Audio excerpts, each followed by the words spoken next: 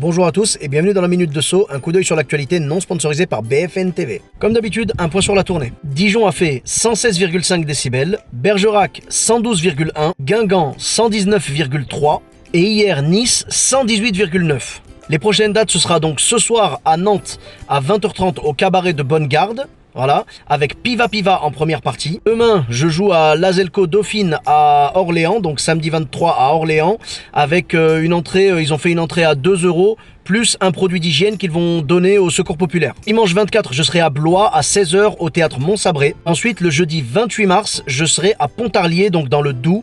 Ce sera à la MJC des Capucins à 20h, avec en première partie Vivian Pianet. On commence les infos. Emmanuel Macron est parti quelques jours pour se ressourcer au ski. Il est parti dans les Pyrénées et il a expliqué qu'il voulait se ressourcer et retrouver des paysages et des visages amis. Parce que c'est vrai qu'en ce moment, les Champs-Élysées... Et il a déclaré qu'il était ravi de retrouver les Pyrénées comme ça, radieuses, même s'il sait que ça a été plus difficile à Noël. En fait, il parlait d'un manque de neige apparemment dans le secteur, et donc c'est ça qui émeut notre président, tu vois. Les gens dans la rue qui se plaignent parce qu'ils n'arrivent pas à boucler leur fin de mois, les retraités qui n'ont plus un centime, les métiers difficiles, les aides-soignants, les profs, tout ça, il s'en fout. Lui, ce qui l'intéresse, c'est la neige. Sérieux, t'es président et tu nargues toute la population en expliquant que tu pars faire du ski? Je crois qu'on n'a jamais vu autant de personnes souhaiter une avalanche. Aux États-Unis, une femme a gagné 10 000 $ en lisant son contrat d'assurance jusqu'au bout. Du coup, je vous laisse, j'ai de la lecture. Aux États-Unis, un homme qui avait dérobé un magazine Live dans une bibliothèque l'a rendu avec 50 ans de retard, avec un mot d'excuse et un chèque de 100 $. Voilà, 100 $ étant le montant maximum de l'amende qu'on pouvait appliquer. Mais heureusement, t'imagines s'il lui avait mis l'amende proportionnellement au nombre d'années? Le pauvre, il aurait été obligé de bosser à la mairie de Levallois-Perret. Quand on y pense, franchement. 50 ans pour lire un magazine? Toi, à mon avis, t'es pas prêt de toucher les 10 000 $ du contrat d'assurance. Toujours aux États-Unis, une chèvre a été élue maire d'une ville. La chèvre a été présentée à l'élection contre des chats, des chiens et une gerbille domestique. Et elle a gagné à 3 voix près contre un chien qui s'appelait Sammy. En même temps, une chèvre maire d'une ville aux États-Unis, ils ont bien élu un âne à la tête du gouvernement. Au Canada, un avion était bloqué sur le tarmac et pour réconforter les passagers, il a commandé des pizzas pour eux. Je veux le nom de la compagnie, je veux le nom du pilote. J'ai faim. En Algérie, Abdelaziz Bouteflika a renoncé donc à son 5e mandat en repoussant la présidentielle. Et au même moment, Zinedine Zidane revient au Real Madrid. D'après mes calculs, si Emmanuel Macron démissionne, on récupère Platini.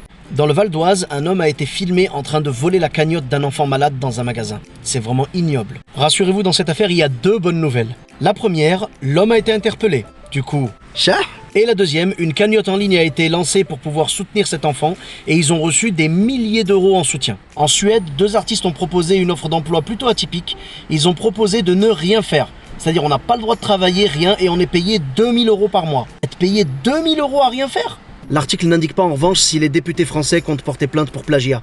En Bretagne, un renard s'était aventuré dans un poulailler d'environ 6 000 poules et une grosse partie d'entre elles s'était ruée sur lui et l'ont tué à coups de bec. Comme quoi, le hashtag MeToo, ça a fait du bruit même chez les animaux. Bravo les filles. En raison de la crise politique en Algérie, Marine Le Pen demande au gouvernement de suspendre l'octroi des visas aux Algériens. Moi j'ai une idée, pourquoi est-ce qu'on n'enverrait pas Marine Le Pen régler la situation là-bas? Ouais, je sais, c'est tentant. La NASA envisage d'envoyer des femmes sur la Lune et sur Mars. On pourrait parler de progrès, mais ils ont juste dit qu'ils allaient les envoyer, j'ai pas lu qu'ils allaient les ramener. Du coup, on pourrait leur envoyer Marine. En Ardèche, les gendarmes arrêtent les automobilistes pour bonne conduite. T'imagines? Bonjour monsieur, vous savez pourquoi on vous arrête? Je vous jure, le feu rouge, je l'avais pas vu.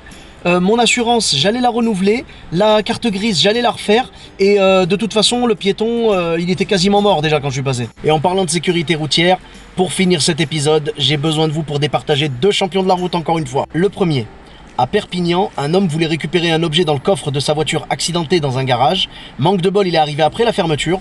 Du coup, il a escaladé la barrière, le grillage du garage. Les flics ont été prévenus par l'alarme et ils sont venus pour l'arrêter. Et donc il s'est lancé dans une course-poursuite à 160 km/h avec les gendarmes. Jusque-là, tu me diras rien de choquant. Mais ce que tu sais pas, c'est que dans la voiture, il y avait sa femme et ses 2 enfants de 2 ans et 5 ans. Comme on dit chez nous, Al-Hmar.